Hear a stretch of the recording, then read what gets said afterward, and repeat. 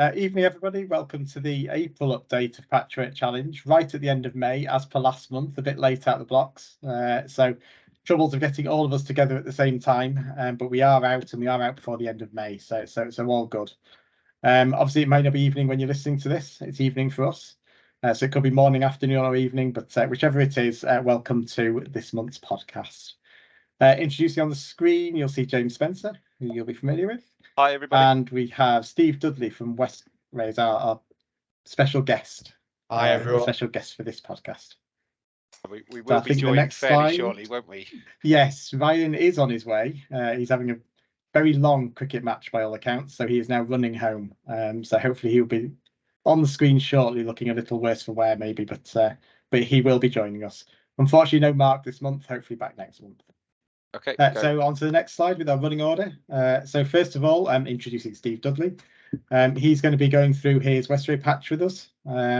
He's just moved there, new patch for Steve. So he's going to be giving a bit of an intro, a bit of a look at some of the birds there, and maybe some of the birds and the ambitions for the next few years in terms of what's to come. We'll be doing some mini leagues as always, then some of the best birds and the best find of the month. A few more mini leagues, Court of Appeal, got a few of those this time.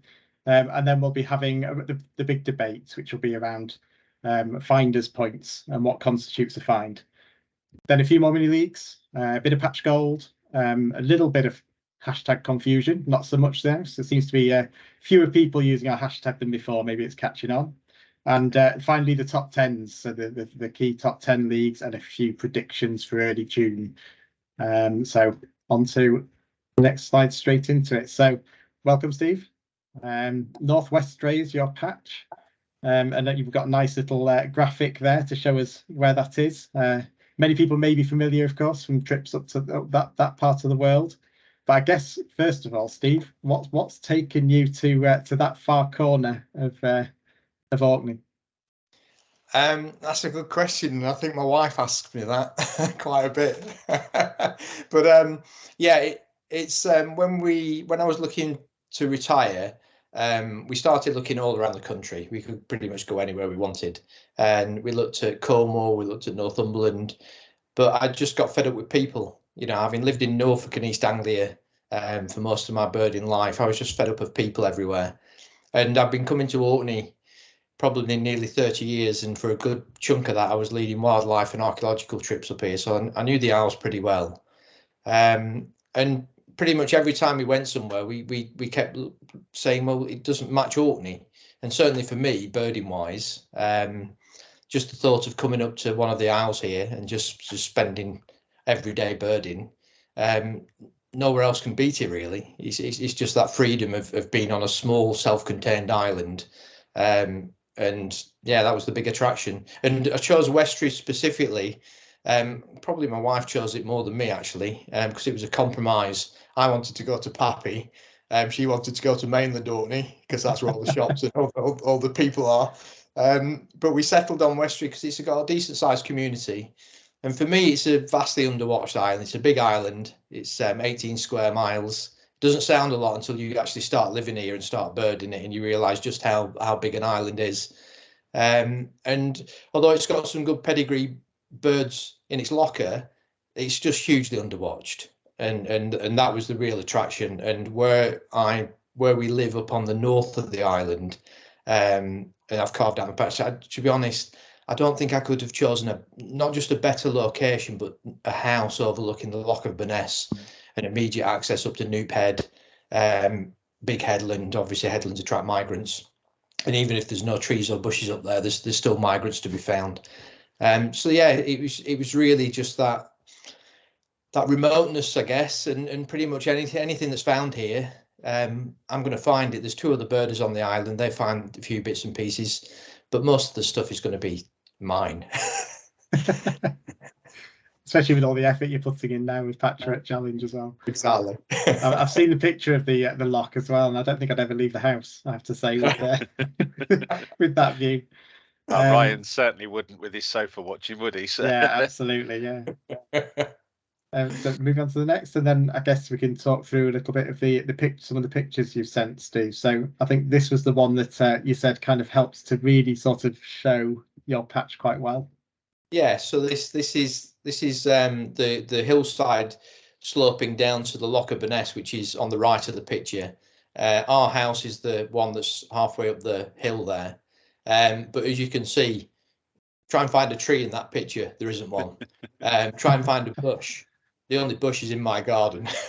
And yeah, so it's a pretty barren area. It's a livestock island, so there's a lot of grazing, a lot of cattle, a lot of sheep. As you can see with this picture, there's lots of fence lines, and all those fence lines are actually going along ditches, wet ditches, or seasonal wetlands, as I call them, because in winter they flood and they've got water in them, and in summer they're dry as a bone, and in autumn they're dry. So yeah, so this is pretty much most of the island looks like this. So that was another attraction really. It was to bird in an area that I really wasn't used to birding. You know, even in the flat fens, you know, where I've moved up from, I spent 20 years there. There's still woodland blocks, and there's avenues of trees, and there's loads of cover, you know, but this place there really isn't, and it challenges you as to what makes a good scarce or rare bird habitat, you know. So my birding's completely changed, which is the great thing of the last couple of years, as I've got to know the isle a bit better.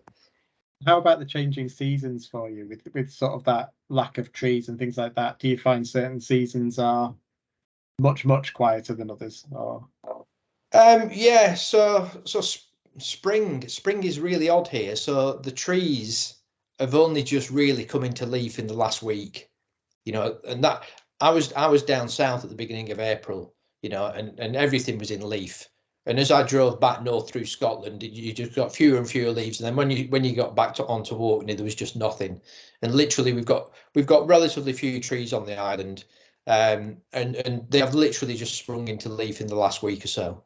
So spring is really late. So our spring, I mean, I laugh at people. Our spring really goes right through mid-June, even towards the end of June. We're still seeing passage birds.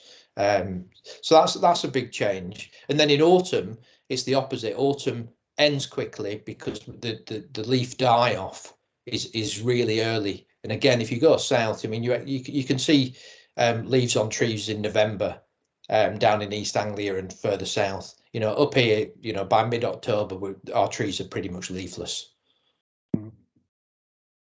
okay, and I think we've got a few more photos that you sent across of various parts of the patch. Oh wow! So this is the one I meant when I said earlier about never leaving the house. So this is the Loch of Burness. So it's very scopable from the house. You know, I've got a scope set up. I've got two scopes, one in the living room and one in the dining room. And yeah, you know, so I've got bins on every single windowsill. You know, when I'm in the house, I miss virtually nothing. It's just fantastic. The very first day I moved in was an absolutely glorious sunny day. So this is back in spring 2021, and I was just sat outside for most of the day, just watching the loch, and I got Wimbrel passing over, and there was Arctic skuas bathing on the loch. Bonxies were coming in, and I was just thinking, this is seventh heaven. And in the evening, I was just sat having my evening meal, and I was just trying to think, oh, I wonder what the best bird of the day is. At that point, an Iceland gull flew past the window. I just thought, yeah, this is all right.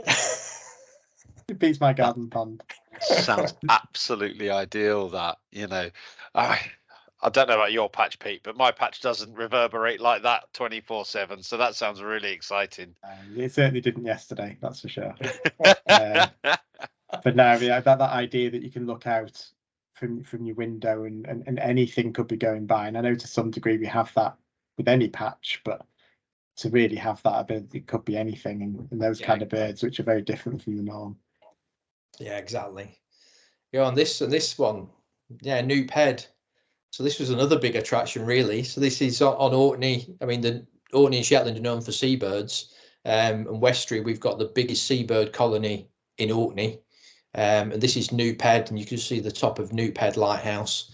And this is part of the gannet colony. There was increasing gannet colony before bird flu hit. So I'm up here every other day. I try to get up to the lighthouse. I often don't get that far simply because I get stopped on the way. This is about 3 miles from the house, this really the lighthouse. So it's the very western tip of the island, and then coming east down from the lighthouse down into the valley, past one of the farms, which is one of my favourite areas, Knoop Farm, and then onto Knoop Road and past our house.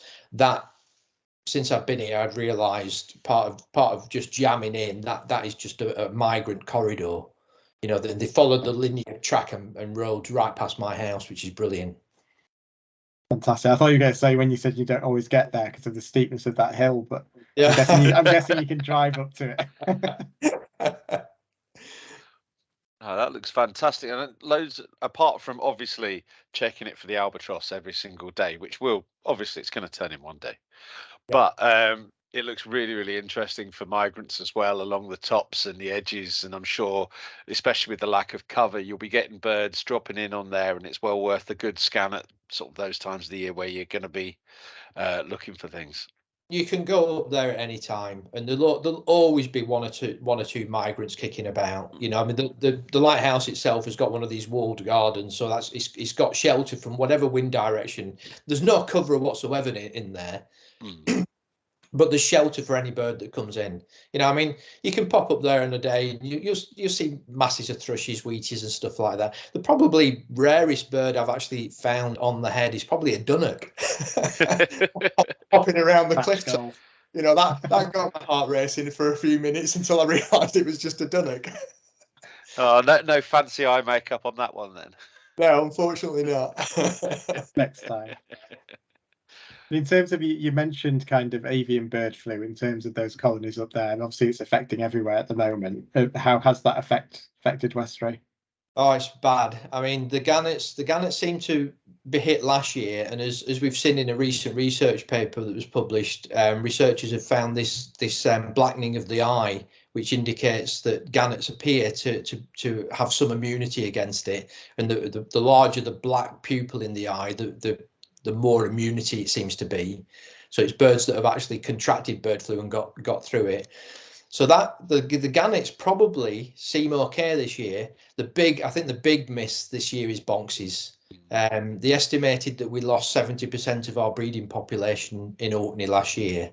Well, I've got 1 of 7 pairs has returned on my patch. Yep. You know, so that's more than 70%. They've been decimated. I've seen some sort of very rough modelling on bonxie populations, and it is not a pretty picture. So, I mean, fingers crossed.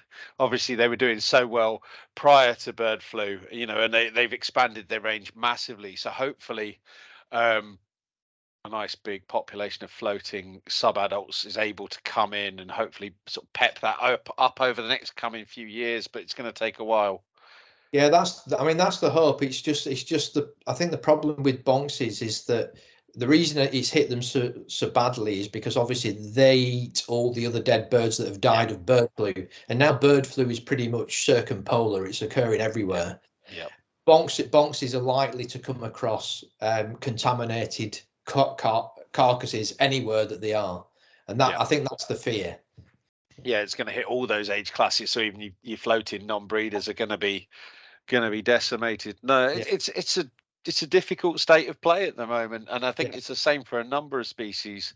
I guess for something like Arctic skewer, it might be a slight trade-off because obviously their numbers have been suppressed by this great expansion of bonxies in a lot of areas. So maybe it might be a little bit of a release for them, but you know, it'll be interesting to see. Not necessarily good to see, but interesting to see what happens over the coming few years. And don't forget that the bonxie population is probably artificial anyway, because it increased massively when fishing increased in Scotland, and the correlation between the fishing activity and bonxie activity, with discards being thrown over the boats in particular, that helped fuel the increase in bonxies. So that we're probably at an artificial high anyway. But I think bird flu is certainly going to take us way back to below where they started from. Arctic tern is going to be another one that could struggle, because obviously Arctic tern has been suffering badly for a couple of decades just on productivity levels, and being a colonial nester, once bird flu gets into a colony, it could be a species impacted quite badly. Yeah, I think that's something we saw in sandwich turns last year, wasn't it? On places like Scout Head and what have you. Yeah. Back to sorry, we're seeing it in black-headed gulls down south as well. So I mean that's creeping up north through black-headed gull population. So I think all these colonial breeders are at risk. Back to slightly happier topics. We're looking down a burn here. Do you want to tell us a little bit about this burn? It looks quite interesting. This is actually, we call these grips up here. So any depression in the ground, linear depression in the ground, is a grip, and some grips have burns going through it, like this one, and some don't. And this is actually one of my it's been one of my best places this spring, this grip, and it runs down to a little geo at the coastal edge, and so with absolutely no cover whatsoever. I mean, the tallest thing is grass, natural thing is grass. We've got fence posts and barbed wire and grass, and that's it. So you've really got nothing. The grass gets about just under knee height at its highest. So I bird inverse height, which is depressions in the ground. And this is probably less than a mile from New Pedland. This is part of the New Ped Massif, and it's directly on the track to my house. And this is one of two grips that form a little valley going down to a geo. And you just get this is where you look for migrants up here. So you find willow warblers and chiffchaffs bombing around the edges of the burn. Sedge warbler, ring ousel in here this spring, red star, flushed a temming stint from just where I'm stood taking this photograph. I'm on a bridge, and just on the other side of the bridge it's slightly wider, and I flushed a temming stint off there the other week, first record for the island. You know, so it's these depressions that actually hold all the birds on the headland. Must be quite exciting when something like this just can have the complete unknown every time you approach it, really. Oh, it's fantastic. Yeah. Well, hey, trees. Now then, I was going to say, you mentioned about a wood, and I kind of figured this might be it. Yeah. This is down the south of the island, an avenue of sycamores running up to a farm, and this is sycamores and a few other mixed things in it. Can't remember what time of year I took this. Probably the autumn, looking by the grass cutting and the state of the leaves, early autumn. So it's probably September. I was actually birding it today, this area. So it's probably about 200 meters long, and those sycamores there are no higher than 7 feet tall. And there's actually stone walls either side, and without those stone walls there would be no trees, because the wind here just rips everything out. So they've actually been planted by the farmer in the lee of the two stone walls, and we've got this lovely avenue of sycamores. And I funnily enough, this is only 7 miles from my house, maybe 8 miles, but it's a foreign land. It's off my main patch, but I try to get down here once or twice a week in peak weeks, which we're in peak weeks now, so I've been down here 3 times already this week. And it's literally, it was like this about a week ago, actually, almost bare, but I went this morning and it's just absolutely covered in leaf, but 0 birds, unfortunately. Next time. Yeah, always time. And then just a little bit of the coast there and a bit of the so this is more usual habitat. Yeah, this is what people expect to see in the North Isles. You know, when you hear of a rarity on North Ronaldsay, you know, you expect to see it on a stone wall or a stone dyke, as they call them here. And this is just down from the house, this area running down to a beach. So this is part of my core patch. Still not found anything here yet, but I will. I think that leads us nicely on to I think next slide. Yes, the all important garden, and then I think we can go into a few of the birds you have found. And of course the garden is quite important to you, isn't it? Yes. I mean, look, that's it. So that initial landscape shot you saw earlier of just that barren landscape with some houses. Well, this is 90% of the cover in my garden, and it's about 70% of the cover on that hillside. So I get most of the birds that come through off New Ped and move through the island will come past my garden. You know, I mean, I've only been here. I was only here part-time for 18 months. I was here 50% of my time, and then we moved up full time in March. But my garden list here is still way ahead of any other garden I've ever had, and I've not been here full time. She's just fantastic. That's crazy. I mean, that's not exactly a verdant garden. I mean, from a more southern point of view, but obviously when you compare to the rest of the landscape, that really does stand out. And you could see when we were looking up that hill to the house, you could see some of these bushes just poking out. So it must be really attractive to a bird seeing that in the wider landscape. And the thing is that when you get a bit of cover like this, it really is quite sparse. So when there's a bird there, you see it. Oh, you know, there's no real hiding. So that's one of the great things as well. Oh, fantastic. I think that leads us to a few of your garden birds, in fact. That's it. West Grey style. That's yeah, and as I said, you know, not even full time. So this really is up until last November. So I've done 2 springs and 2 autumns here. And I mean the barred warbler shot, that isn't even cropped. You know, that was literally out the window. And I with my Canon camera, I couldn't even focus on it, so I had to get my bridge camera to take a photograph of it. You know, and the ringoozle is ringoozle is one of my favourite birds. And when we came to view the house back in 2020, I was stood in the front window, and there's actually a stone wall running down the field next to the house. And in my mind, I could see a ringoozle hopping about the bottom of that stone wall. And 2 years later, I was watching one doing exactly what I dreamt about. So it's fantastic. Ah, nice premonition there. I think that obviously the most striking bird is right in the middle there. That's a fantastic looking Horniman's red poll. What a great bird. Is that on patch then for you, Steve? Oh yeah. So that was actually, I found it about 200-300 meters up the road from the house, and watched it for about an hour. Then it just disappeared, and then about 5 days later, I found it on exactly the same strand of wire between the same 2 fence posts. 5 days later, and then it had the grace to come into the garden, so that was even better. Oh, very good of it. Very good of it. I mean, that's as stunning a bird. I mean, I assume that's an adult male. That looks absolutely glorious. Just white and that sort of tan face. Oh. It's just the only thing this bird liked. I mean, I had one a week or so ago here. The only difference between the spring bird and this bird here was that the spring bird had a rosy tinge to the rump. Yeah, and that's pretty much the only difference. Fabulous. Oh, yeah, absolutely amazing, and some great birds there. You know, white-tailed eagle, yellowbrow, and you know some of the more paddery stuff of hawfinch, black red, pied flycatcher. That's ridiculous. Yeah, I've got a real soft spot for a migrant hawfinch. Yeah, and from someone who's always been inland based, you know, I mean, I've had good gardens, but I mean, hey, come on, I mean, this is the sort of stuff you do want to see in your garden. It's just fantastic. No, that's fantastic.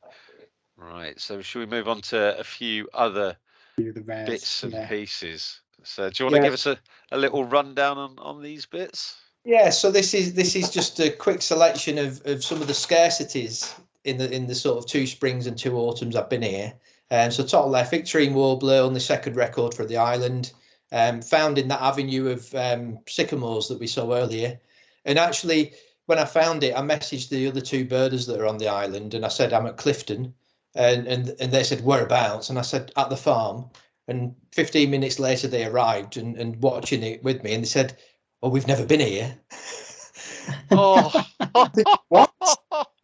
So there's an avenue of sycamores. He said, "Yeah, but it runs up to the farm. We don't come up here." And I'm right, fine, I do. Yeah, this is why. This is why you find everything.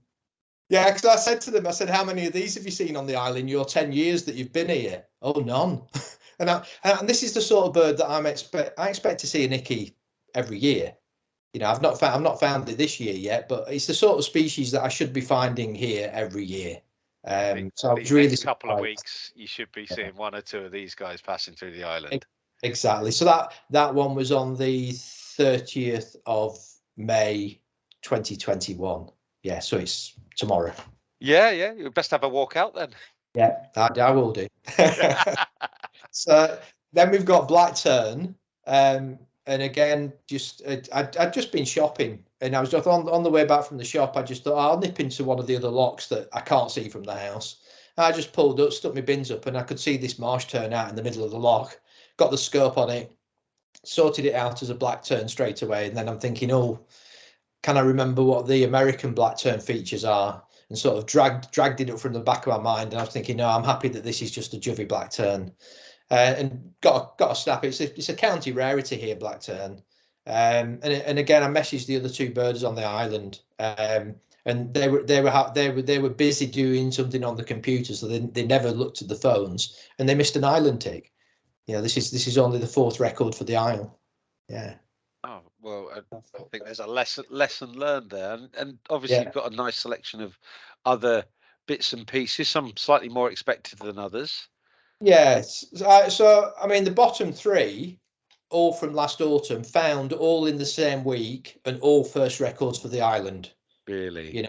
So that was back end. That was the last week of October. I think the great white was found on the 2nd November, but the previous, the Medgull was the middle find, and rough-leg buzzard was the first of those 3. I'm really surprised about the roughleg. I mean, the other 2 maybe not so much, but that roughleg, obviously, you'd expect that to be almost annual.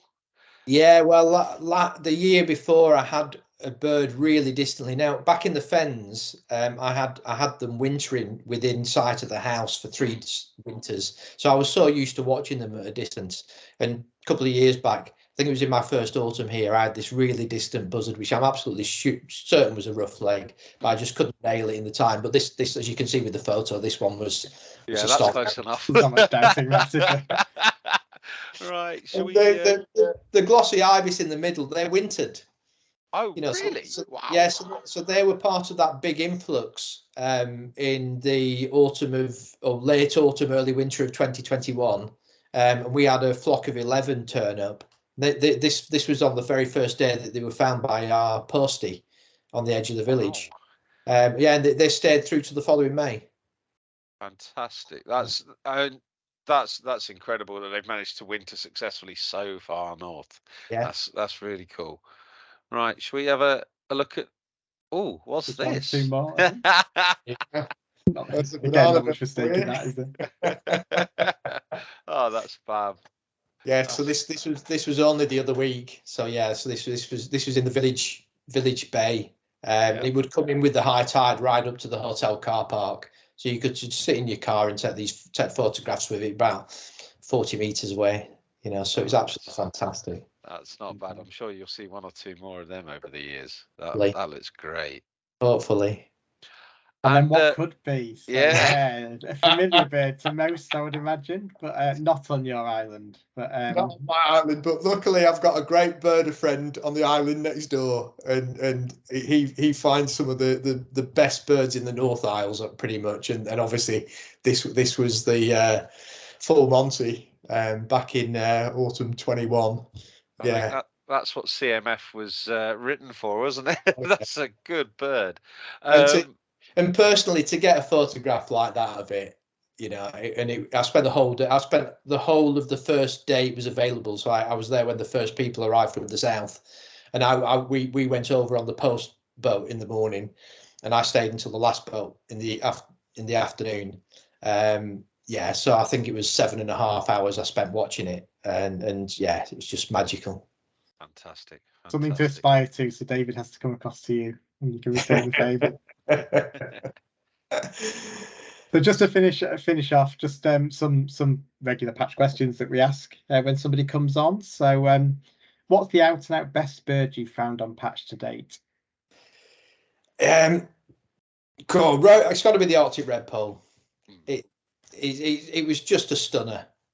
I mean, up there would be this month's Blythe's reed warbler, but that was I actually went out looking this spring for Blythe's reed, and I found one. So the Arctic redpoll, I think, is got to be it for me. It's got the looks, isn't it? Yeah. And if you could pick one new patch rare bird to find this year, what would it be? So something you've not had before. If you could pick any, what's your dream bird? I'm going to go high, simply because I love it. I love this species, and that's white thrush. Yeah, I've got to. If I don't find it this year, I'll find one at some point on West Street. Yeah. That's a miles and time thing, isn't it? I think up there, but when you do, you step over that dike or you go down the side, just see it bobbing away. And then when you see that underwing, I'm sure you'll be a very, very happy man. Yeah. So just on to question 3. What would be your most wanted patch gold? Right, so I thought long and hard about this, and it's got to. I mean, for you guys down south, it's going to be something really mundane, but it's going to be a first for the Isle if I get it, and that's blue tit. Oh, that's perfect. Classic. Alongside Coot, it's classic patch gold. Yeah. We've got Island. we've got one record of great tit. I think it's in 1982, and no blue tit, and I don't think we've got long-tailed tit on the island list. But yeah, so I think it will be blue tit. So I'm expecting, we've got a little WhatsApp group with some of the villages on it. So I'm expecting one of the villages to say, "I've got a blue tit on my feeder," and I'll be there. I think it was Robin Caithness last month who was on Patch Gold for saying something along the lines of trying to make sure it's going to manage the Twitch if it was found again. That's it, exactly. Amazing. And the last one here is there anything about your patch you'd like to see changed or developed in the future? I think I might guess what it might be, It would be in my garden, and it would be a little bit more cover. And that's it. That's all it is. I would just like a few more pockets of cover. Yeah. And that would be great. Yeah. I had a feeling that might be what your answer was, Steve. I figured it might be as well with those pictures, but that's brilliant. Fantastic. Thanks, Steve. I think it's worth pointing out at this point as well. We had John Bowler on last month, and he answered these questions as well. And he hadn't had a hooper in the whole time he'd been on Tyree, and then got one within about 2 weeks. So with any luck, Steve, we shall bring the same magic to your predictions as well. Blue tit should be dispersing out of Scotland in the next month. There you go. Fingers crossed. Right. All right. So I'm on to Mini League Session 1. James, I don't know if you want to pick up the first session. I was going to nominate Ryan, but he's still not here yet. So. We're still Ryan deficient, aren't we, at the moment? We are. We'll keep him for the number 3. Yeah, absolutely. Yeah. We know he likes the difficult names, don't we? So I'll try and rattle through this because we've had a good chin wag with Steve, and I don't want to bore you all too much now with more tables because we've seen these before. But moving into coastal East England, we're in the 10K league. Nigel Lound is still there at the top. He's on 221 points and 169 species. Jake Gearty, he's had some Wood Sands and Gargany in second, and there's been a couple of night herons for James Brown. Now, obviously, night herons has been quite a lot all around the place, and I think we might see 1 or 2 more, if not in the April roundup. I think we might see a few in the beginning of May as well. So that's the top 3 in coastal East England in the 10K. And moving into the normal 3K patches, now you can see there's quite a lot of highlights there, but Rob Hunton at Spurn, Rob's hit the front with Jacob Spinks just a point behind. Spurn always wins. We know Spurn always wins. You know, it's a fact of life. It always starts slow in January, February to give everybody hope, and then it just comes through in the spring. Mark Golly's there cursing as they come through. You know, the Clyde Square not quite holding on to top spot, but still very, very close, and a good May, and he might be there and thereabouts. But we've got Alpine Swifts for Rob and a Pallid Harrier, Leach's Petrol for Jacob. More Alpine Swifts for Mark, and he's also had a Blue Throat and a Gargany. Trevor was in Costa Rica, so we'll skip over that. Garganese also for Tim Hodge, Wood Sand for James Brown at North Lowestoft. Dan Langston up in Northumberland, he's had a grey fowl, a Lapland bunting, and a black-throated diver. Duncan Watson's patch tick crane. Duncan's pulled away from me very quickly in April, disappointingly. Short-eared owl over his house as well, fantastic, and there's a black-red start there for him as well. Rob Little at Flamborough, he's had a crane, firecrest, and long-eared owl on the north and east side. I know he does a split patch there, so he might have had some on the other side, but we'll see. And then a Pallid Harrier at Waxham for Ben Lewis. Moving into the middle reaches where me and Pete reside. There was an Iceland goal for Rob on his other patch, and Crane and Hawfinch. Martin Kirby also got a patch tick Crane. Garganese for me. Moving on to Coltit for Will Scott. Oh my word, we're probably scraping the barrel a little bit here. But an East Coast Ravens pretty decent for Scott Mason after we discussed them the other month. And Pete, you had a ring oozle. I did. A couple of them, in fact. Very nice, very nice. And then an Iceland goal for your patch compadre in Paul Newton. And then nothing in the third part of the mini league, but still there's plenty of time. Plenty of time for these guys. I mean, I've seen some stuff at Ryhope, and I know Tom Middleton's found it, so we'll see what he gets later in the year. Now, Coastal Island, still winning. Daniel, he's not had any highlights this month. I don't think his score's moved, but he's winning and losing. Yeah. And then we'll go into Coastal Scotland, the 10K League. Rob is still beating Nina. That lead is starting to eke out. And Julian at Dunnet Bay is he's still in touch. He's still in touch. There's hope, Julian. So keep going. And then in Coastal Scotland, Colin Davison at Scoffle. He's on 131 points. He's 8 points clear of Rob Hughes in second. Andrew Werewell. I'm really sorry if I said your name wrong there, Andrew. He's at North Berwick and he's on 122 points. So that rounds off the top three. He had a ring ooze on a red start. And then Phil on the Don. He had a Glaucus goal. He also took the worst picture of Gargany I've ever seen. I really do recommend you check that out on Twitter. It's a classic. And then he's had some Gadwall this month as well. Into Coastal South England, 10K League. Amy Rob Johns hasn't been off a 3K patch, so she's got the same highlights, but is still winning. So well done to her. Bob Ford in second in Weymouth on 166 points. Andrew Coleshaw at North Creek after he moved mini leagues out to the coast because he got his long-billed Dowitcher. He's still doing really well on 134 points. Jessica Evans, 8 Gargany together. That's a really good count. And then Coastal England, the 3K League, Joe Stockwell, 191 points. Joe always racks in the points. He does well in spring as well. So Pom Skewer, Blue-Headed Wag, Singing Bramblin and Osprey, Red Kite, April in general. I think that's a fair summation. Steve Waite, obviously Steve started the year really well. We've got him in second, but in fairness, that's joint first. And he's had less Blackwing. Species. Yeah. He's had Blackwing Stilt. He's had Night Heron, which he's got points for, so well done for finding those, and obviously a raft of other bits and pieces. Ryan's in third. We shouldn't talk about Ryan. He's not turned up yet. So no. He's having a really good time there, though, I have to say. I mean, just a new patch for him, isn't it? So yeah, that's fantastic. Night Heron, Serin, that's a pretty good month, isn't it? Alpine Swift for Amy, which we've already touched upon. That's a good bird.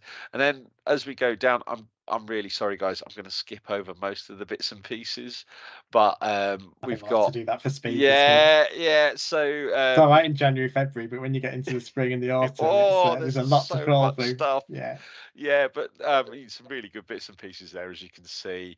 The interesting point you just made then about the scores, with two of them on equal actual points rather than species. So when you've got a score draw like that, you go on the number of species rather than a lower number of species but higher quality. We have not made any decisions. This is a filtering error or a filtering outcome from. I see something for the big debate next month. Yeah, absolutely. How do we based on the quality or the numbers? Quantity over quality. Yeah, absolutely. I mean, you could argue it both ways, couldn't you? Yeah. So these guys in Coastal South England, nothing new at the bottom of the table, unfortunately, but still some good scores, some good patches. I'm sure they'll do well as the spring turns to summer. Right. That's the first wedge done. Yeah, so best birds, the best find of the month, which goes to this absolute beauty of a pine bunting at Papa Westray. We've talked just now about David. When do yours, Steve? Who turns up some amazing things, and perfect example. Yeah, absolutely stunning bird. Did you manage to get across? Yeah, I was just glad it stayed because it was found on a Saturday, and it was actually before our boats. We were still on winter schedule on the foot ferry, and he found it. I didn't get until after 2 o'clock, and that was the cut off to get the late boat back. So I couldn't go on the first day. Then it wasn't seen on the Sunday, and then it was seen again on Monday lunchtime. So I just hopped on the ferry and got it. I had to stay overnight though. I still couldn't get a boat back. So yeah. I bet there was a whiskey or two sunk after that one though. That's a really, really stunning looking bird. Absolute cracker. I mean, David would have sunk a dram. That's for certain. Yeah, good stuff. I'm teetotal, so probably sensible. No, that's a great bird. In most months, we have like a list of the birds, and at the end we have the best, and it just lead with the best this time. It just was head and shoulders. But there's some other beauties as well. You can hear Steve and Paul both had black-winged stilts, which there's quite a few around in May. There's quite a few roaming the country, so I imagine there's going to be featuring the highlights quite a lot next month. Although I think on this moment it'd be really apposite. One of the things we've noticed is people obviously really pleased to share their sightings, really pleased to tell everybody about the species they're seeing. But black-winged stilt, obviously it's a rare breeder. It's something that we're all conscious. It could breed anywhere across the country. They will settle anywhere. They rove all over the place. Please, please, please don't share those sightings with us if they're breeding, if it's sensitive. You know, if it's a managed site and the news is in the public domain, yes, but be aware, obviously, we have the spreadsheet. Anyone can see the spreadsheet. And while they might not be able to edit some of that stuff, we don't want to be threatening any of the birds. And so by all means, share it once the breeding season's over if that's appropriate, but if it's not appropriate, obviously we're not going to investigate your points. Put those points on, claim those finders points if you need to, but please obviously think of the bird's best interests. Absolutely. Consider your highlights carefully, and if need be in the autumn we'll do a rundown of the best non-highlighted birds in the course of the summer. Absolutely, that'll be all of Brian's finds, won't it? And elsewhere, obviously, we've got Adam Day and Tim Farr, who've both what I assume is the same Forster's Tern. I think obviously at Sutton Bingham Reservoir, that's a really good bird inland in Somerset, but still, you know, there's not many of those to the pound in the UK these days. I mean, maybe less than a handful in the last 20 years. Yeah, it's the first one for quite a while, isn't it? Yeah. What about inland? I mean, how many inland records is there, or is this the first? I think it's the first, is it? Yeah, I can't think of any other. Yeah. In which case, Tim must be very gutted that he didn't find it. Yeah, I think he's just happy he got it. But absolutely. He's been birding that place a long time, hasn't he? He's been in Patchwork Challenge a long time. So yeah, I'm sure he'd have loved to have the bonus points that went along with that. Yeah, and somebody who's been in Patchwork Challenge a little while, but not at Burton Mere for that long. Toby, who I had working in London for me. I can't tell you where, but he was particularly annoyed, and I think we mentioned this on the last pod. But yeah, he managed to scream back up to the northwest to Chester and successfully connected with both the Sandwich Goldbill Tern and the Savvy's Warbler. I'm crossing Savvy's Warbler and Goldbill Tern. Yeah, so he did quite well getting both of those whilst he was got back to Cheshire. So that's good news for him. And then we've got Sean. Yeah, so these two. So actually Gary's just in it because it's his photo, but Sean is the patcher. So Sean didn't have a picture of the Great Reed Warbler at Hamwall, but Gary's got an absolute belting picture of it. Yeah, I mean that's pin sharp, isn't it? You take that. I think Sean's probably seen one or two things this spring. Yeah, he's had a good year so far, I think. And then, well, I'll let you talk this one through, Pete. Yeah, a little bit of silly spring. So Scott Reed, who's got his St Mary's patch, and again just pulled a few of the very nice things he's had going through. 8 wood chat shrikes, just the 8. So he's not sharing. And then also I think Purple Heron as well. And then a second joined it, so he's obviously working in multiples. Excellent. And then finally a tawny pipit, and then wood warblers. I love a wood warbler in the spring. Oh, you can't beat those little sulphur fronted guys. They're lovely.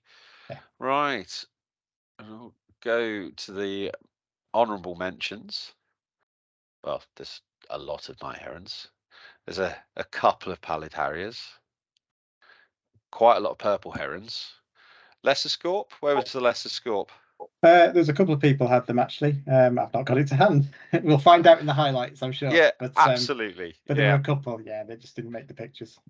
That's fair enough. Alpine Swifts, obviously left over in a row. Yeah. Not up here though. They stop in Scotland. There's this border, southern Scotland. All these swifts get to southern Scotland, and that's it. Run out of insects. Yeah. They would go very hungry if they got up to you guys, I think. Especially in March and April. And then obviously, along with those guys, it's red-rumped swallows, and there was a big cross-country movement of kits and little gulls as well. Yeah, just thought from an inland perspective, it was worth just picking up that. In fact, I think early on, actually, we had like a bonus points sort of request, a court of appeal for inland kittiwake, which I'm very glad we didn't do because there's a hell of a lot of them in the last month. Yeah, that was definitely an Yeah. No. So but a huge movements. There's some amazing counts at some inland sites in Nottinghamshire of kittiwake in particular. But I think Barwitz as well. So I mean, obviously there's always a movement at Barwitz in the spring, but some really significant numbers moving. So for inland birders, some really exciting stuff. No, fantastic stuff, and always exciting to get one of those brick red Barwitz on your patch. A lot more exciting than the autumn ones, anyway. Absolutely. Right, and then we go back into the second session of mini leagues. So I'll pick these up if you want, and then Ryan can. Well, if Ryan arrives, he can pick up number 3. He's walking home very slowly, it seems. Yeah. This is a long 20 minutes.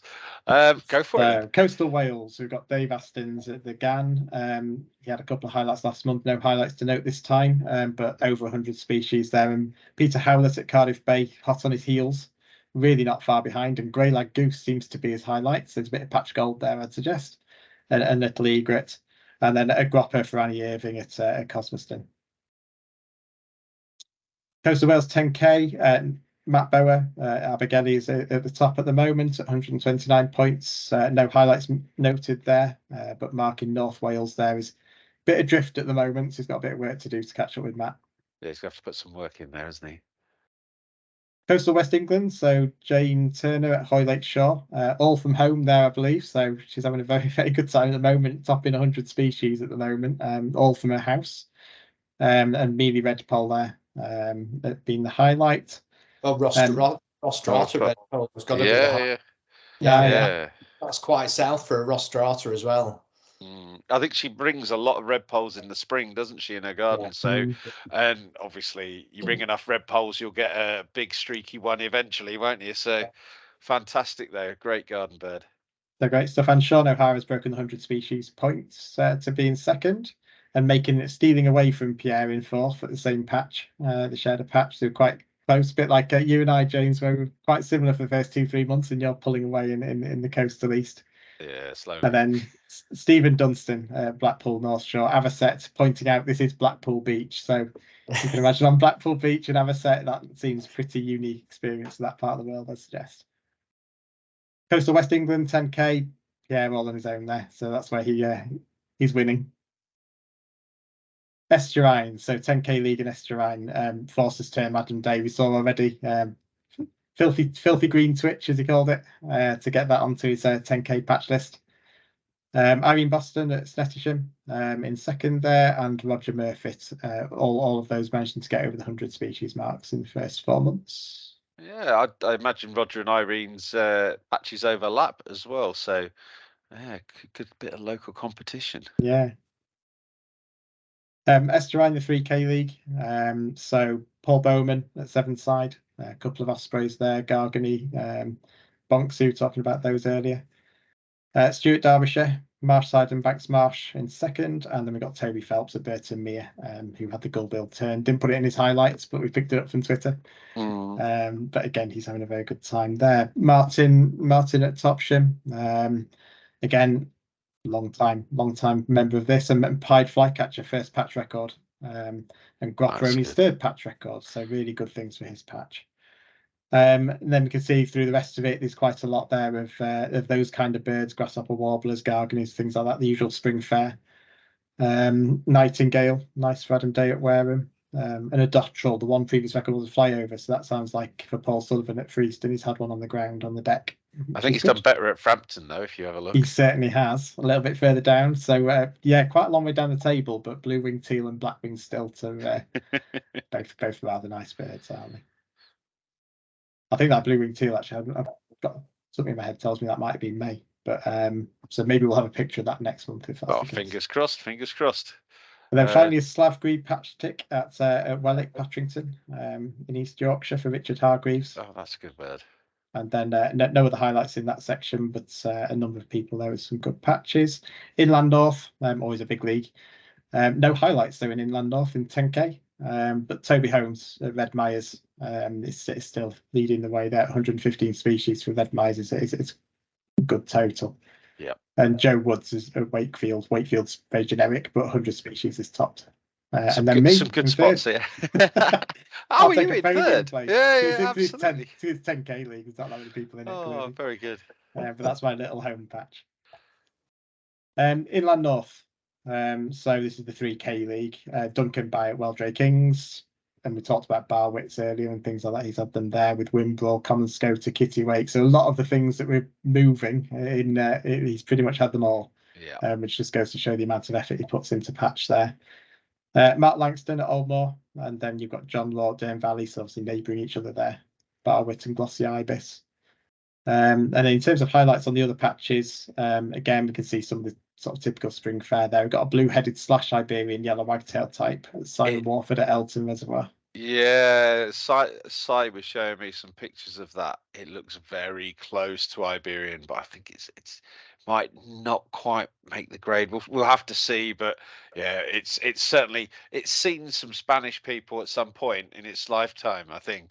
So yeah, very good, very good. Excellent. And then yes, other things and the highlights there. Most of those look like sort of typical spring fare. We've got that ring build goal that we had from last month. Actually, that's Gary Crowder's former highlight, which I think you ended up declaring the bird of the month for that one. I think I played the trump card there, didn't I? I won't be doing that this month. That pine bunting was outstanding. Nothing else is going to compete with that, is there? But Jetty's Wobbler from the Garden. I'll give you a bit of kudos there, James, as well. Did I get? Oh yeah, I did get that, didn't I? Yeah, for your Napperton cards. So. You can hear him from a long way away. So you can. Yep, and then just no real highlights to mention there, but obviously people can have a look at where they are, and same again for there. So moving straight through. Yeah. Inland Scotland, 10K, Mike Hodgkin at the top, 101 species, and Chris Pendlebury not far behind. And then Lot 11, George Dunbar, no real highlights. And again, Inland Scotland here. So Luke Wake at Loch Lomond, Tree Sparrow, first patch record. It's very nice. And there's one of the lesser scorps that we were talking about earlier. I thought they'd come up somewhere. Yeah. That's Azul at Loch Winnoch has had another scorp there, which is very nice with some spring birds. Dan Brown at Crathy, 9 species of raptor, and a second patch record sedge warbler. And that's then we've got a mag.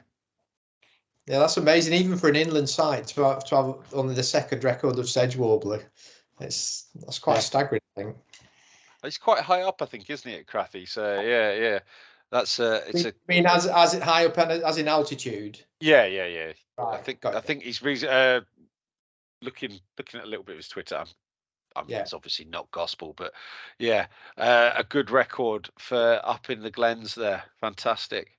Yeah, and then a magpie. We love a Scottish magpie. So yeah. Just a bit further up, third patch record at Strathire for Lee Hess. So we've got the great big massive debate. Do you want to tell us about this then, Pete? Yeah, feel free to chip in. So we've had quite a few people asking about fines. We had a debate the other month specifically about a particular circumstance around fines. But we've had quite a few people saying that these are circumstances. Is it a fine? Is it not? And we felt probably the need to try to define it a little bit better. And we've had quite a long debate ourselves about attempting to do that because it's not as straightforward as it always seems.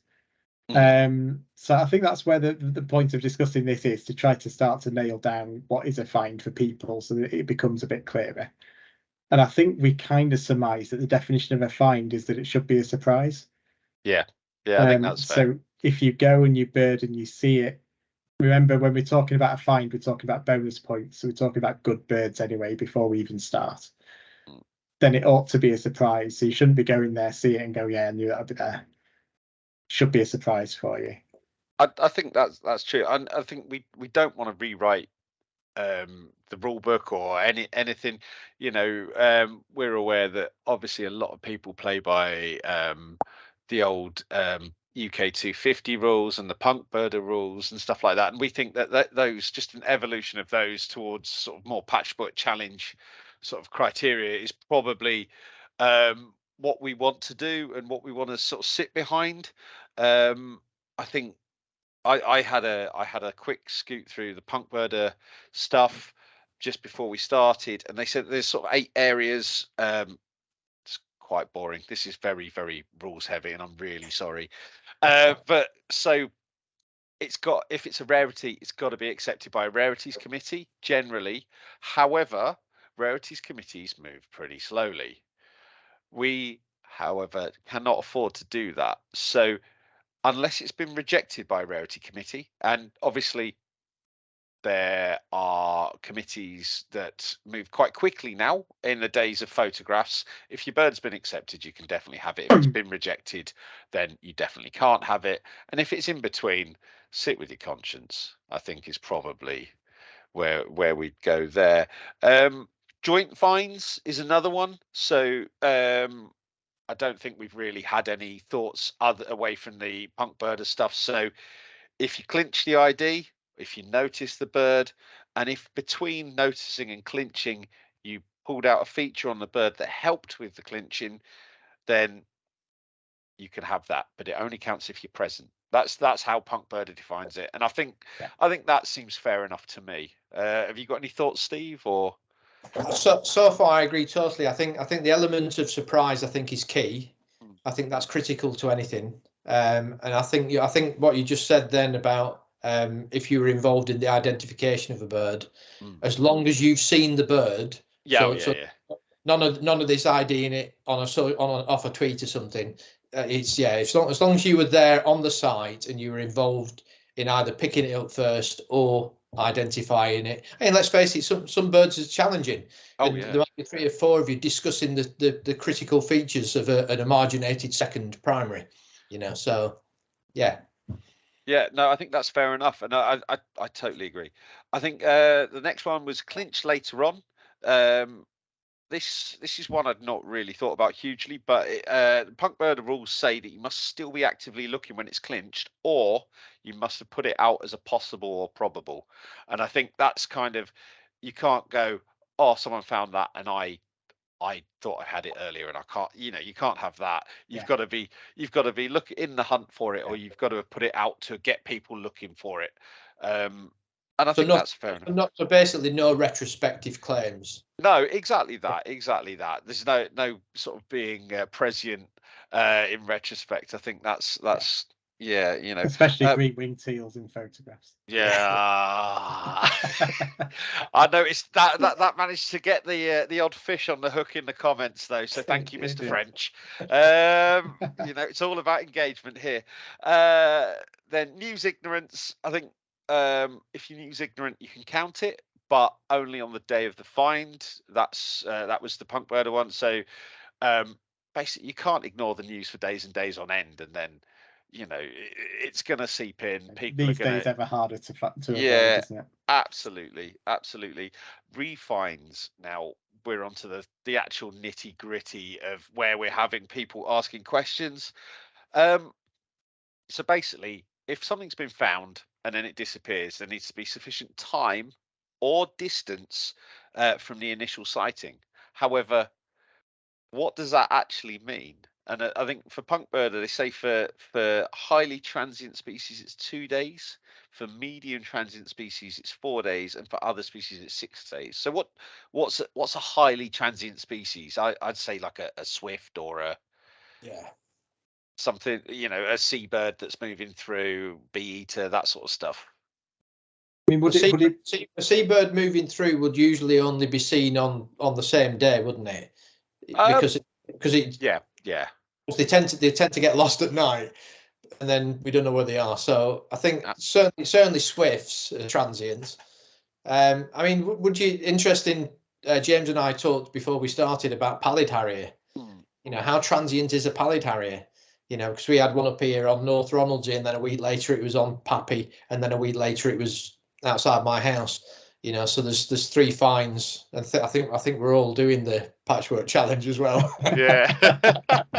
Fantastic. So these are exactly the questions we're getting, which make it quite difficult. Yeah, so we've had a chat in house, and there are specific rules for distance. However, we've had a little consensus off, out of the public view, and we think that actually, if you find it for your patch, you can have the points. Doesn't matter if it's been found elsewhere, as long as you find it for your patch. That was the sort of general call, wasn't it? That we went through sort of various iterations and thoughts, and then Mark came in with sense. I think we've always. I think that is sensible because it is. This is all about your patches. It's all about each of our patches. So it doesn't really matter what happens outside the patch. If a bird moves from one patch to another, you know, and you find it in your patch, that's a find.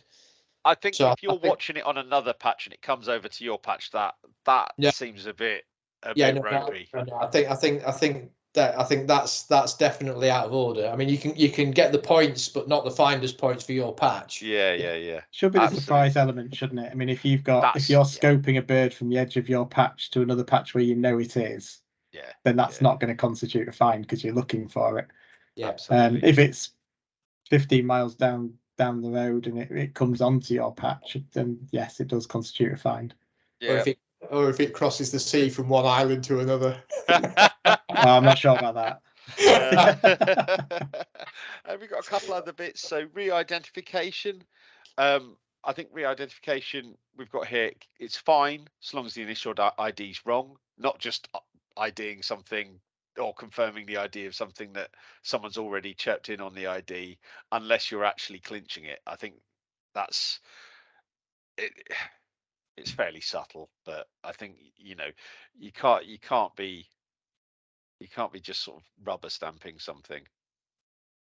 And then what's number 7? Number 7, members of the public. So you get sent a picture of a funny bird on your patch. According to Punk Birders, you can only have the find if they don't mention the name of the species and you see the bird. So I don't know how I feel about that. I think that's probably fair because that means somebody else has found it if they put the name to it. Yeah, I agree with that. It's the white-billed diver that you showed from Westray earlier. Yeah. That was a visiting birder who happened to just pass by my house, and she popped in, showed me a picture, and said, "Is this a white-billed diver?" So she's found it. She's identified it. It's her find. Yeah, absolutely. You'd be very happy, I'm sure, but no finder's points in that instance. I think. Yeah. I'm sure you'll get further white-billed divers. And then the last one. Well, there's the third. Yeah. The last one is rare breeders or rare winterers. This was one that we had a little bit of a chat about as well. There are 6 species here listed. This from the Punk Birders site, saying they you get the finder's points for wherever they occur, because they're so rare that any disturbance going and looking for them wouldn't be good for the species, and therefore let's just use the honey pots to stop people going out and disturbing them. Kappa and ptarmigan, I think that's fair enough, and I think there's going to be very few people with those on their patches. Crested tit, maybe a few more, and Scottish crossbill obviously doesn't exist, as Mark's had a paper published recently saying you can't ID them. So that's one you're going to struggle to confirm anyway. But I think there's 2 species here which is probably in a slightly different position to that of 20 years ago, 15 years ago when these things were first put out, and that's chough and searle bunting. Now, both of those species, particularly in England, have expanded their range quite a lot. And obviously, chough, there's been extra, there's been vagrants essentially outside their normal range in both Worcestershire and in Yorkshire. Was it Herefordshire and Yorkshire, where birds have spread post-breeding dispersal. And I think as soon as you've got a species doing that, you can't really be saying anything. You've got to rely on it in range. It just makes it a really unlikely species to catch up with as a find. Obviously, new sites for these sorts of things, with them spreading around the Cornish coast, or with cell bunting obviously spreading back into former strongholds in Somerset, Dorset. Obviously, the introduced ones in Cornwall, not so much. But where they're doing well and spreading along the coast, if you're finding them in these new areas, that's probably okay. But I think if your patch is full of cell buntings every day of the year, you probably can't count cell bunting for me. Yeah, are we happy with that? So to summarize, yeah, it should be a surprise. Yep. We are more lenient around finding it on your patch because it is all about your patch. So as long as you're not scoping something is off patch directly, if it pretty much turns up on your patch, then that's okay.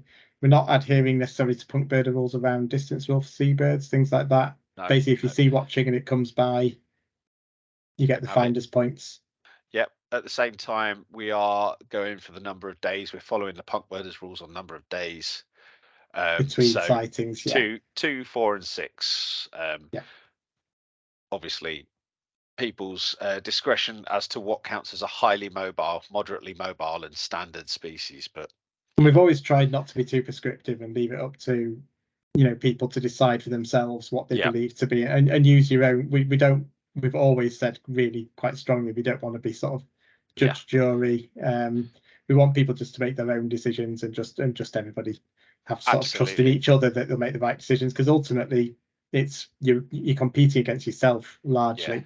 There is some degree of inter-competition, so you're only fooling yourself really if you do count extra points. So we do try to just provide that bit of leniency and self-judgment. Absolutely. I think the only reason really we're raising this at this point is just so there's consistency across the competition, so people know. Before we flick on to the next thing, I'm just going to turn my light on because I've realised it is pitch black here now. It's getting a bit dark, isn't it? Yeah. So I'll be 2 seconds. Still broad daylight up here. Yeah. I was going to say you looked a bit brighter than us. Just go back to what you just said. I think what you've just summarised there is spot on, because I mean it keeps it fun, and I think at the end of the day, the whole competition is based on trust, and your personal list is all about conscience. So I think they're the two key words for me: it's trust and conscience. Yeah, that internal records committee is the most important one you'll ever come across, I think. Right, let's get cracking on. Yeah, Court of Appeal. So we've got a few, and these are all pulled from the submitted Court of Appeal on the spreadsheet. So Papa Westray, David's put. So he's had a pine bunting, but it's his great white egret that he wants a bit of extras for. First Papa Westray record. Yeah. How rare are they on Orkney? They're rare. I mean, I got the first Westray one last year, and fewer than 20 records. Okay. Rare pretty rare, but I mean, to me, I don't know enough about status. Obviously, they're a colonizing species. I would say this is a good one to stick on the blog. Oh, sorry, on the Twitter as a poll. I think you're right. Excellent. I was in favour for him because they are genuinely rare, and I don't know where the nearest breeding colony is to Orkney. But it's still a long way south. And as I said earlier about swifts, a lot of these birds get to southern Scotland and stop, and they just don't get through. Yeah. No, I think that's fair enough. A bird that's of Balkan or Hungarian sort of origins 20, 30 years ago, really exciting. Obviously, been somewhat devalued throughout Patchwork Challenge, where it was a scarce bird, and people got really excited at the beginning of Patchwork Challenge in 2013, and these days. Sadly, it's lost a little bit of its sparkle for most people, but up there, obviously, it might just be a bit of patch gold, though. Is it just? No, it is. It really, really, really is. I think just to keep going, we've got a first patch record of pied flycatcher at Topsham for Martin Elcote. Last record there in 2012. So his first patch record. Yeah, I know pied flies have declined in numbers, but for me, on a south coast location, so, yeah. I think it's a nice bird to get on patch, but it doesn't quite qualify for. Yeah, that sounds like patch gold to me. If it was inland, well inland, I'd say yeah, but coastal Devon, no. Yeah, no, agree. We've got patch record of Crane and second record of Curlew in 5 years in Little Marlow for Adam Bassett. I'm gonna say no, because I think if it's not your first patch record, then no, I don't think it qualifies. Cranes are highly mobile, and Little Marlow is smack between Somerset and the Fenland populations. We know that there's movement. Yeah, they breed in Oxfordshire as well, don't they? So Otmore and what have you. Yeah. So sorry, and Curlew. I think if you did Knockmig, you'd probably get Curlew a lot more regularly than that, regardless of where you are. Just that second record in 5 years as well. That doesn't quite cut it for me. Great Ryborough. Nick Parsons has had some dotterel though, and that's a first patch record. Yeah, that's pretty good. Yeah, definitely. So, come on, dotterel are great anywhere, aren't they? Oh yeah. But anywhere apart from the regular stopovers, find a dotterel, it's gold. Yeah, no, I agree. I would be in favour, but equally, I think this is one to stick on a pole. I think so as well. Yeah. Where is Great Ryborough?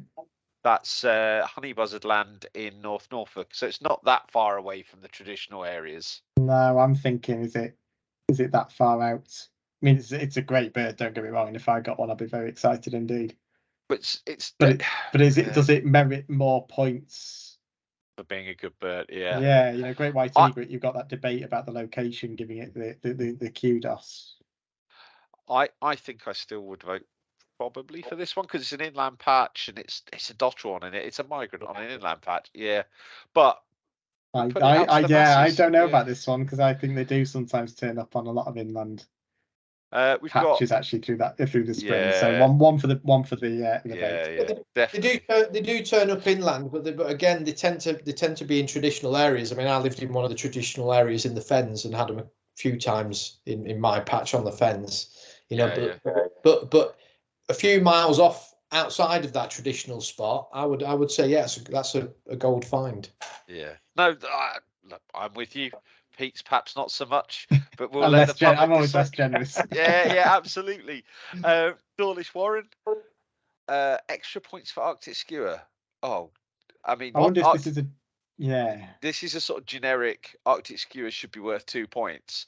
I think we're at that point in the year where we can't really be changing the points of a species halfway through, but it might be one that we consider, particularly if bird flu's, something like Bonksy, we might be looking at upping the points for Bonksy.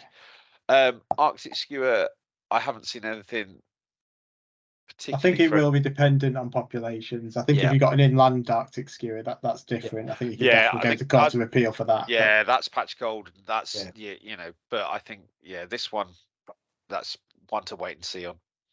Yeah, and then the next one I shall go to you, James, because you've seen the photos. So I have seen the photos, and I've also had a chat with Si, and it's a lovely looking bird. My God, he didn't get the call recorded, and it looks very close, but the ear coverts are concolorous with the head rather than darker. It's let's stick this one out for a vote because there you go. Well, they are a bit darker in that photo, aren't they? Yeah, we've talked it backwards and forwards. A few of us. It looks very, very close. What do we do on non-flavissima anyway? I ought to know. Well, non-flavissima get 2 extra points. So for your blue-headed wag or your grey-headed wag, you get 2 points. That's it. Because it's not clinched yet. Well, has he? He's got photos, but he hasn't got call. It's Iberian. It's one of those ones where it's kind of conscience. I think. If it's Iberian, it would get My gut feel is he's calling it possible Spanish wag. He's got it blue headed / Iberian. It sounds like he's not been able to quite clinch it, which is very frustrating, given it's lovely. Yeah, I think the internal records committee is probably talking there, and I think that's probably just the 2 points for the non-Flavissima rather than. It's a great bird though. Oh yeah, it's an absolute cracker if I had that on my patch, and it's desperate he's not managed to clinch it. But I think the two that go to vote are the Great White Egret and the Dotterel. Okay, I think that's fair enough. Simon, if it gets accepted, you can have all the points. Yeah, right? Absolutely. Right. Now we've got. Well, you can tell us about this. Most exciting sighting of the month. The pink balloon. So it's a quiet month and a quiet time when your first moorhen chicks in a pink balloon actually get a photograph on Twitter. The curse of many a patch balloons, though. So yes, not a nice thing to see on patch, but equally a very slow day. Yeah, and I think for those of us back end of May, it's starting to quieten down. There's still hope for us coastal birders that something mega will be out there, but I think for the inland birders, it really is sort of down to breeding birds and waiting for those first patch waders to come back through in sort of mid-June, late June. So yeah, maybe indicative of the quieter times to come for some. Yeah. So we got session 3 on the mini leagues. Ryan still is not here. Mm-hmm. Do you want? He clearly lost the cricket then, didn't he? Yeah, he's obviously had a little. He sent a message actually saying he's in bank holiday traffic, but he lives in bank holiday traffic in Cornwall. Indeed, I was going to say he lives in Penwith, doesn't he? So right, shall I give this a roll then? We'll get this done and dusted. Go on then. Grab yourself something a bit stronger for session 3. This has been a long one, so. Inland South 10K, we got Hugh Venables at Northstowe Newtown. He's found a purple heron. Nice. Joe Woodman in Oxford. He's on 165 points, 34 points back. So a good way back. And then Marek in Reading, he's had Blackneck Grebe and Little Gull, and he's on 140 points. So quite a stratified top 3 there. David Ellis has had Corncrake on the Welney, so that's kind of regular sort of hunting ground for those things. We've had ospreys, cranes, usual sorts of stuff. Inland Kittiwake for Andy Sims, one of our stalwarts, and good Andy to Sims was pretty excited about those cranes as well, I think. Yeah, well, that's why I was glossing over them. No, it's really good because Andy's an absolute stalwart of the competition, and he wasn't very well last year, so really good to see him back on patch and birding this year. Then in Inland South 10K Part 2, there's not a lot of highlights, but there's your scores, guys. Tom Stevenson, always another stalwart. Some patches that don't score massively, but he does them consistently. So hopefully you get a few good bits and pieces there, Tom. Right, Inland South. This is the Mega League. Sean Davis at Hamwell, Sharpham and Shapwick. That's a good patch. He's on 142 species, 228 points. That's big. And he has had Little Girl, Woodsand, Red Rump Swallow, Piedfly, Great Reed Warbler, and other stuff. I think we can all guess at what other stuff is there. Hopefully we hear some good news out of the Somerset levels at the end of the breeding season or in the RBBP report. So Drew Linus at Strumpshaw Fen, he's on 170 points, a mere 58 back, and he's got grey plover, spotshank and merlin, some good birds for inland. Adam Bassett at Little Marlow, he's had crane, he's had Brent Goose, that's a good bird for inland as well. Curlew, Gargney, and all the other bits and pieces. And then we've got Nick's Dotterel that we've already discussed. Elsewhere, it's much for muchness. We've already talked about Ryan's. Oh, he's got inland night heron. He had a very nice male golden oriole, which I'm sad we don't have a picture of because it was a belter. And we've got Channel Wag for Ben Moyes. And what's that? Forster's turn for Tim Farr at Sutton Bingham. Very nice. And then page 2, we've got, Got self-found lesser Scott for Simon Bradfield. Yeah, that's that other lesser Scott. Yeah, very good. Common Porpoise in Inland South, very good for Brian Headley on the River Trent. And then what else? We've got some cattle egrets. 15 bar-headed geese. No, next. Little Turn at Swithland Res for Steve Lister. That's a good one. Page 3. We've got a couple of great white egrets for Glenn Pascoe in Oxfordshire. Patch to cover set. Yeah, some good stuff. And then the sightings start to dry up as we get to pages 4. That's a proper monster league, that, isn't it? It is. Well, you're going to go up points with every bird you find. Up places with every bird you find, I think, aren't you? Right, let's. Inland Wales, Johnny, you're still doing lovely. 55 species, 56 points. Well done. Bryn Pardue. Inland Wales, non-10K, Mark Hughes is top at Cause Digger. He's on 80 points. Sean Sweeney at Saltney Ferries on 63. And Terry in third at Whitebridge on 48. Islands 10K. Vincent's obviously had a good April on Texel, Redneck Phalarope, Flavisma, Yellow Wag, Spot Crake, Bitten. We'll not talk about his. He's put some stuff. May highlights. He should be better than that. Yeah, he should. I mean, yeah. But I know that obviously there's been some good stuff done by our friend on Guernsey, Mark Lawler, done sort of some graphics for you guys. Yeah. So that was really impressive.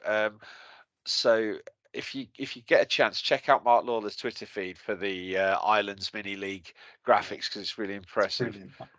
Yeah. In the 3K League, Vincent is. Did I skip too? No, I didn't skip too fast. It's fine. I skipped over a Yellowhammer. That was probably very good where it was, but we are running short on time and it is very late. Vincent Stork, you are top still, 190 points on your 3K League with White-tailed Eagle, Osprey, White Stork, Blackturn, some good stuff again. Fantastic. John Bowler got a Golden Oriole. Well done, and a 10th Tyree record of Meg goal. So, like yours, Steve, it's obviously getting a bit further north. They're going to be coming, hopefully. David, again, Pine Bunting, Great White Egret, Rhineck, and first missile thrush since 2019. Scott Reed has added plenty, as we've seen. He's also had short-toed lark and Monties, as well as the bits and pieces. Too many things there. David Parnaby, that score's starting to rise, and I know he's done quite well in May as well. So expect Glover up there as well, which was yeah, absolutely. Bruce on Barra with a patch gold Yellowhammer. Alpine Swift for Ed at Bardsey. He's also had Dotterel and Grey Lag Goose. Mark on Guernsey had a Night Heron first on Goo for 26. That's a crazy amount of time. 26 years for the first Night Heron on Goo on Guernsey. And Corn Bunting 11th for Guernsey as well. Never recorded on patch before, so some good stuff. And he's also had a short-toed lark on his other Guernsey patch. Alistair Forsyth on Harry. At Harry on West Mainland, he's had a Canada Goose, the second record in 13 years. Are they good bird for Orkney, or are they? No, Canada. Yeah, good record, good bird. They're not on the Westry list. Okay, well, one to get added, a proper one as well. Yeah, proper. nice little one. Absolutely. And then second part of the league, Sean at Kinloch and everyone else, but nothing new for those guys. In the Netherlands, Rob is 10K league. Rob's on 237 points at Soccerbacker, and Arnold. He's a long way back, but some good scores there. And then the Netherlands, Belgium, Germany mini league. Not a lot of highlights, but Ben is top on 180 points with Maurice van Veen in second, 137, and Jan Daniels Troutner is in third on 131. The only highlight we've got Rob van Benemelen's Chetty's Warbler, his first one for the patch, and a Redneck Grebe. So some nice bits. So Okay, we've already mentioned a few of these, I think, but this is patch gold, so a chance to get in some of the species that are great for you rather than just rares. So second ever moorhen for David Parnaby on Fair Isle at Sherver. Very nice. And a woodlark. And a woodlark, but it's the moorhen, I think, is the patch gold qualifier. Excuse Paul Brady's language. He's James normally falls foul and swears somewhere, so Paul's doing it instead this time for you. I haven't done it yet today, no. I know you haven't. But nighttime and daytime, I don't know when he sleeps, but he's got a kill you at night and a mallard at day, and mallard is the one I think that goes into patch gold territory. Very good, very good. Bruce Taylor, we saw in his highlights, the shoveler on Barra, surprisingly rare out there, and Vincent Stork with his long-tailed tip. Only his 6th record on the patch in 10 years. Nice. And Ooh. that ugly thing. I had to throw it in because isn't that just the ugliest thing you've seen? I don't know. That photo makes it look even more revolting. The back of the camera.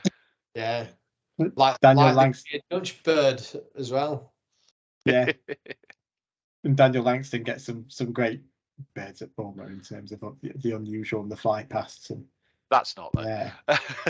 No. I just like this for the stuff your night herons. There's a lot of night herons this month, but all about the great crested grebe turning up. Its first one in 10 years from Rob Popel. And Simon giving him the heads up. Matt Whitaker, another mallard. First one in 6 years. Oh man, what are you guys doing? That's outstanding. John Bowler. So the Yellowhammer that we went past earlier. So just the second in 22 years for his patch gold. I'm very sorry, John. So yeah, Yellowhammer, a quality bird up there. Bruce Taylor, the Yellowhammer as well. So again, the Scottish Islands seem to be doubling up there between Barra and Tyree. Little influx, yeah. It's probably the same bird, just skipped across between the two islands.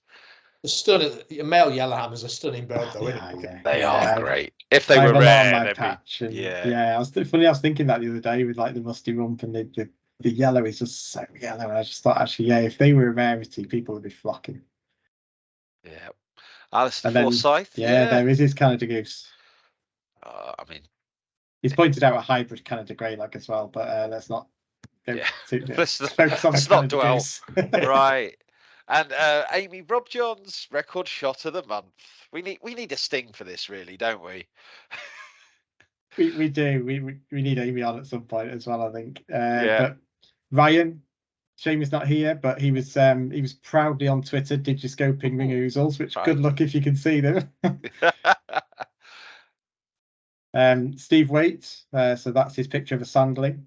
Okay. Again, I think with a magnifying glass it's identifiable. Yeah. Oh, I've made it again. Breasted Reganza. To be fair, it's identifiable, but it might just be a bit of bad the waves. Photo. Yeah. I was very happy with that. And then David Parnaby with his sandwich term, which is a little white mark on the left-hand side of the screen. Okay, it looks like something that Barnell's done. And then finally an osprey. So I think he's put somewhere that Andrew Hamby's got much better photos. I'm pleased to say Andrew Hamby does have much better photos because it's that tiny white dot above the tree line in the middle. That's how you which see could it be a usually. goal. So thank goodness Andrew Hamby's got better pictures. Yeah, well done, Andy. And then finally Lee again, so he's doubled up this time, and that's apparently a potch and a common scoter in the middle of that, and you've got to just have a bit of trust, I think, on that front. Very nice. Right. Just a couple more. So Amy's features in her own competition. So finally we've got Amy as an entrance, and it's the red-throated diver on the right-hand side. I'm disappointed by the lack of red arrow, Amy. Indeed, Amy, we need to get back to the red arrows of tradition. But if you look at it closely, then it does kind of make you think maybe she's busted a myth of the past. If you move on to the next picture, which I think is uncanny. So I think she might finally have resolved the Loch Ness Monster issue. Is that class as transient? Yeah. It's been a while since we've last seen. Yeah. South Loch Ness to South Coast. And finally the winner. So this goes to Phil at Team Scotch for his appalling picture of Gadwall on the Don. Good bird locally, but which one's Gadwall and which one's Rocks? Yeah, I mean that's a magnitude better than his Gargany photo. Oh yeah, the Gargany picture is an absolute classic, but I think he's done well to rival it. Finally, just one hashtag confusion. So just in case you were looking at PwC 2023 to see what's going on, we haven't been attending the Professional Women Controllers Conference in Puerto Rico. I quite fancy that. That sounds So all right. Congratulations to those who have. And so we're going to round off with the top 10s. Indeed, just the final top 10 leagues. Yeah. So the overall top 10 for the 10K, Vincent's winning on 241 points. Rob van Bemmelen in second. So we've got a Netherlands-led top 2, and he's only 4 points back. And then Nigel Lound at Jib is on 221. So some good scores there. And then the green list. Now, we don't show, because we go through so much, we don't show a lot of the green stuff, but it's really important we highlight those green patches. Rob Hunton at Spurn and Jacob Spinks at Spurn, 1 point between them. Mark Golly at Cly. East Coast England doing really well. But yeah, some good scores, and well done for keeping it green, guys. And then the overall top 10, do you want to talk us through, Pete? Yeah, so Sean Davis at Hanwell, we've already seen what a good month he's had, and he's at the top with 228. What a tight top 3 that is, with just 2 points between the top 3, with Spain coming hot on the heels. Although Rob Hunton's Pallid Harrier, I think, was a May Bird, so he might be just. He's got it in the scores. Is he cheating? Oh man, I bet Jacob's livid there, isn't he? But yeah, I mean, it's so tight, and you know, Mark's been doing so well as well in fourth all year so far, and it's hotting up into a very good competition at the top. Yeah, I mean, over 200 points at this point in the year is really, really good, and there are going to be some big scores here, and hopefully elsewhere. You know, some of those more points north are going to come into their own. Hopefully for you, Steve. Anyway. Yeah, we've got a couple of peak weeks coming up. Timely. So yeah, Steve, a couple of key weeks coming up. So what are you thinking? Up here, I was thinking about a bunting. I love buntings. So we've already had pine bunting this spring. One record of black-headed bunting on Westry. I'll try and make it a second. Oh, fantastic. Good luck.